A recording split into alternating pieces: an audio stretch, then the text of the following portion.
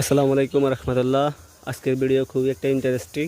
যারা কয়তলা পশ্চিম পাশে আল আরাফা মাদ্রাসা চেনেন না, তাদের সুবিধার্থে মাদ্রাসার পক্ষ থেকে এই পিস্টনটা রাস্তার পাশে, প্রায় রাস্তার এই সাইডে দেখতে পাচ্ছেন হাজিপাড়া আল আরাফা দারুল উলুম দাখিল মাদ্রাসা 3 নং টলারেন্স 3 নং ওয়ার্ড, পোস্ট অফিস তারাবগঞ্জ, উপজেলা কমলনগর।